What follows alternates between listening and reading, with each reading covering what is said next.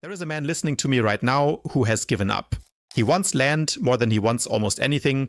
He dreams of a small piece of ground for his family, a place to grow food and raise his children in the open air, away from the crowding and the noise and the rent that takes half of what he earns. But he has no money saved. His credit is poor, or he has none at all. And he has been to the bank, and the bank looked at him and said no, and he walked out into the parking lot feeling that the door to that life was closed to him forever. I am here to tell that man something.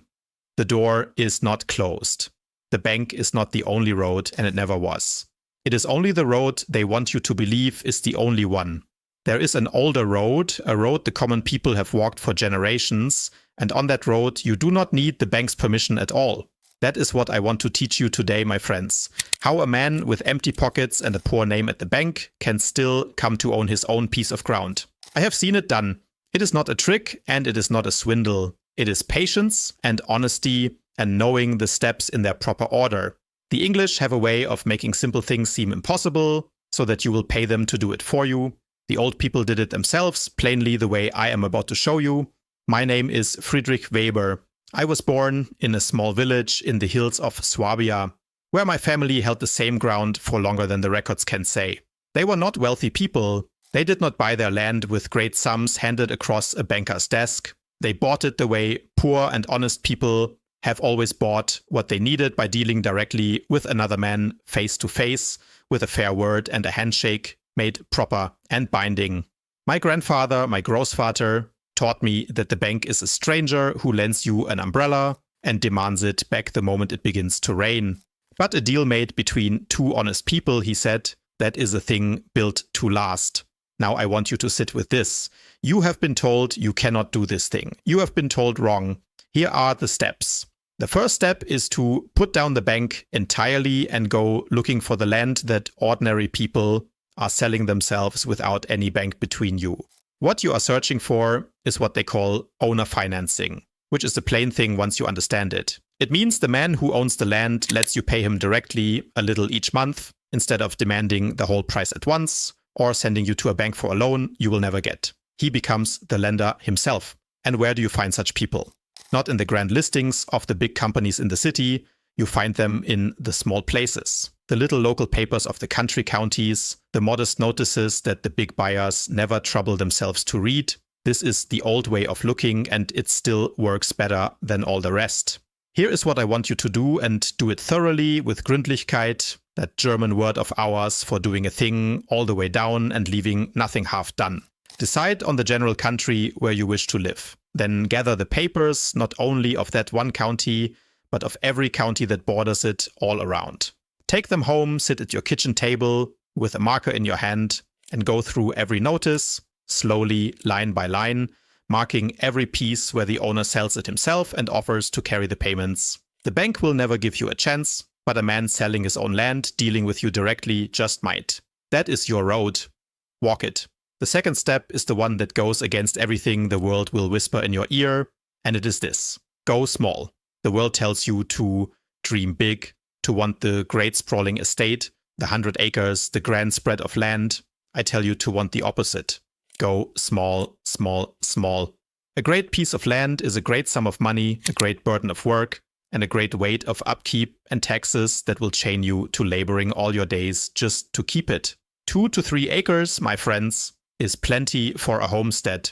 More than plenty. You can fit more life and food and joy onto 3 well-used acres than most men ever coax out of 50. Here is the wisdom the old people understood that the modern man has forgotten.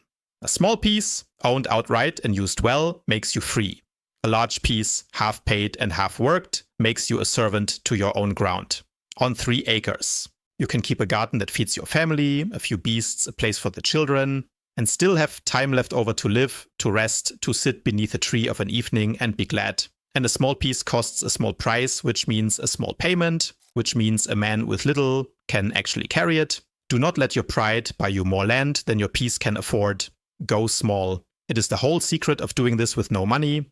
The smaller the land, the closer the dream.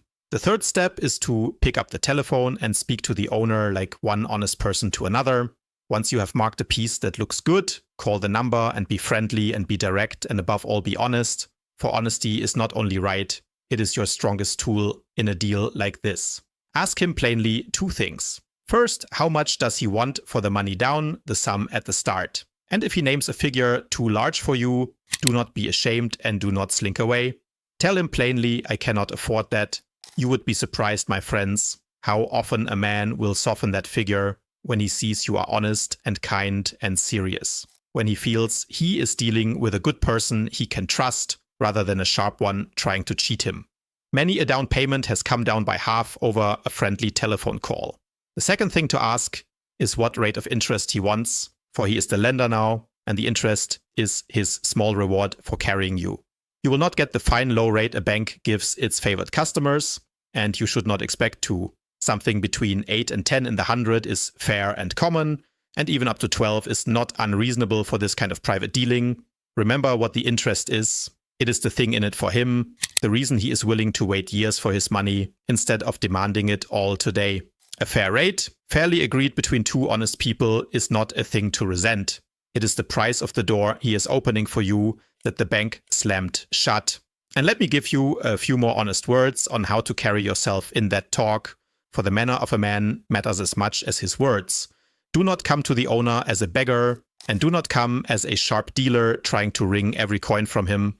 Come as a neighbor would come plainly, telling him true who you are and what you intend, that you mean to build a home and raise a family and work the ground honestly. An owner carrying his own land is not a faceless bank. He is a person, often an older person, often one who cared for that land, and wishes to see it go to someone who will care for it too. When such a man believes you are honest and serious and kind, he will bend for you in ways no institution ever would. He may lower the money down, he may soften the rate, he may give you a season's grace if a hard month comes. None of that is written in any rule book. It flows entirely from whether he trusts you, and trust is built with honesty and a steady, respectful word. So when you make that call, slow yourself down, be warm, be truthful even about your troubles, for your honesty about having little is the very thing that makes a good man want to help you. The deal is not only numbers, it is 2 people deciding whether they can trust one another, and that, my friends, you cannot fake and should not try to. Now, a small, honest word before we go on. My wife Helga and I keep a place where we go deeper on all of this, the finding and buying and building of a homestead, the old ways laid out plain and in proper order, so a family with little can follow along step by step. We call it the German Home Wisdom Circle, and the link is below in the description if you have a mind to learn it properly. Now back to the steps. The 4th step, once the talk is going well and the terms feel fair, is to get the full and proper address of the land, the county it sits in and all, and then go and see with your own eyes what the law says about that ground. Do not take the owner's word, and do not take the word of anyone with something to gain from the sale, for people will tell you what you wish to hear to close a deal, or they simply do not know and will say whatever comes to mind. Go yourself to the county's own records, which any man can now look upon, and find what they call the zoning, which is the rule that says what the land may be used for. This is the most important thing of all, more important than the price, so hear me well. For a homestead, the zoning must carry the word agricultural in it. It may be agricultural alone, or it may be residential and agricultural together, which on a small piece of 2 or 3 acres is the most common and is perfectly good. But that word agricultural must be there.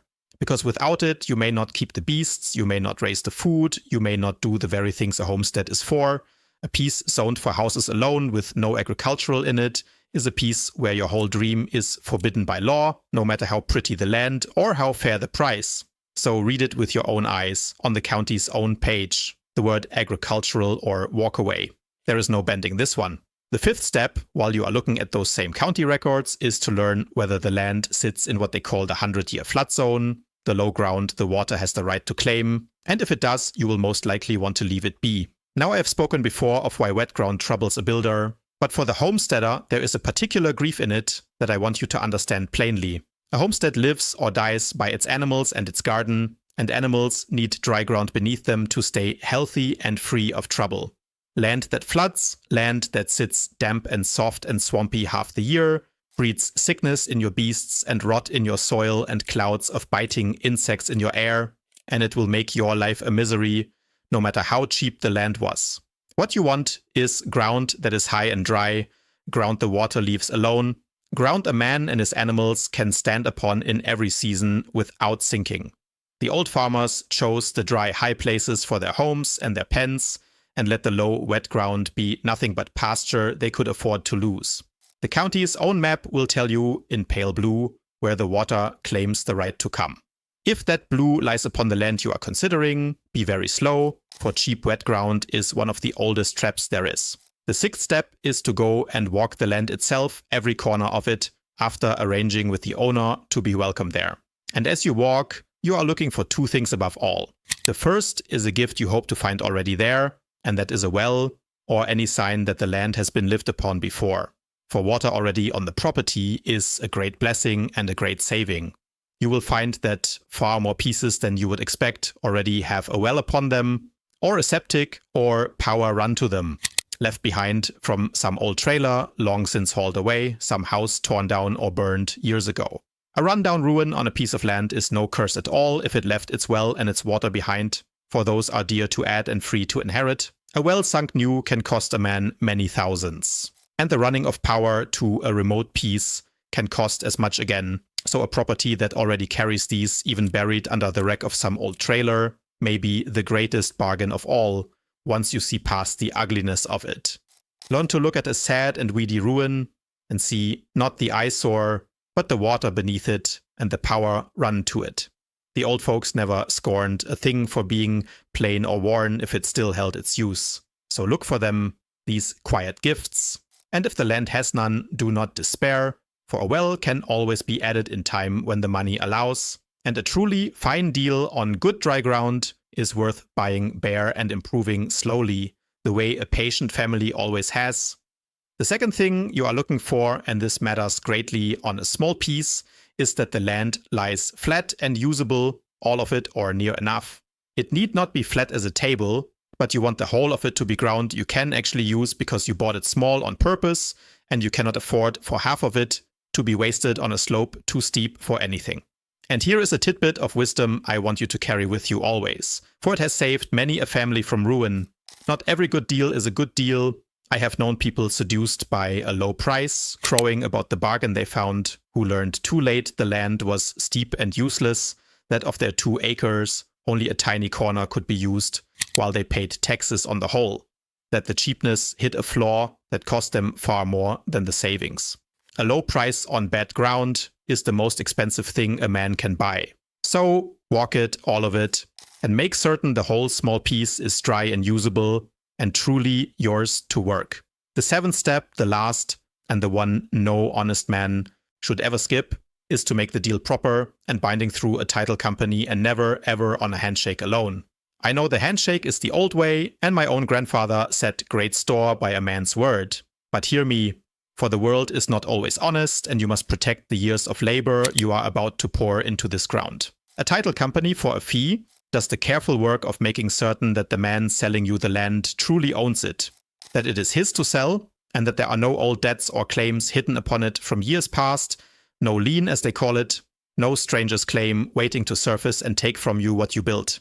Picture the grief of it otherwise. You buy on a handshake, you pour your sweat and savings into building your homestead, and then a man appears with a paper saying the land was never the seller's to sell, or that a debt was owed upon it all along. And now you must go to the courts and fight for years for the very ground beneath your home. Do not risk it. The fee for the title company and the title insurance is small beside the ruin it spares you. Let them do their thorough work, let them confirm the title is clean, and then and only then you sign the contract and you seal the deal with your own name. And in that moment, my friends, with no bank, no great fortune, no fine credit, you become what you were told you could never be, a landowner. It is doable, I have seen it done, and so can you do it. Tell me in the comments below what is stopping you from taking the first step toward your own piece of ground, and I will do my best to answer. I read every single one, and your questions teach the next folks more than I ever could. Next time I am going to show you how to take that small piece of ground once it is yours, and lay it out so that every single inch of it earns its keep.